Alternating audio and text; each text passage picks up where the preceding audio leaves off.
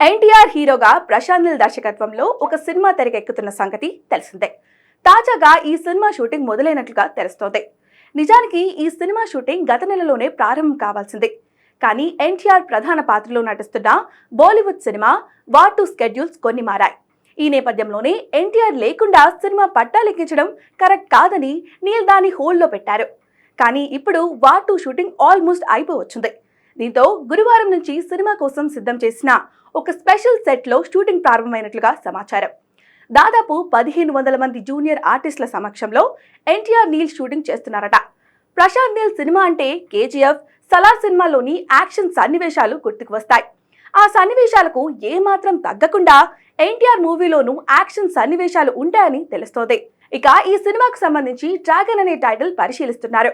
ఈ సినిమాలో ఎన్టీఆర్ ఒక మాస్ రోల్లో కనిపించబోతున్నారు. ప్రశాంత్ నీల్ సిగ్నేచర్ అయిన డార్క్ టోన్ లోనే ఈ సినిమా కూడా ఉండబోతున్నట్లుగా తెలుస్తోంది. మైత్రి మూవీ మేకర్స్ ఈ సినిమాని నిర్మిస్తుండగా కన్నడ నటి రుక్మిణి వసంత్ ఈ సినిమాలో ఎన్టీఆర్ పక్కన నటించబోతున్నట్లుగా ప్రచారం జరుగుతుంది. ఇక ఎప్పటిలాగే ప్రశాంత్ నీల్ టీం ఈ సినిమాకి పనిచేస్తుంది. ముఖ్యంగా రవి బస్టూర్ ఇప్పటికే సంగీతం మీద కూర్చున్నారు. ఈ సినిమాను 2026 చివర్లో విడుదల చేసే అవకాశాలు ఉన్నాయి. అన్నట్టు ఎన్టీఆర్ నీల్ షూటింగ్ స్టార్ట్ అయిన సందర్భంగా టుడే డ్రాగన్ డే అంటూ సోషల్ మీడియాను షేక్ చేస్తున్నారు టైగర్ ఫ్యాన్స్.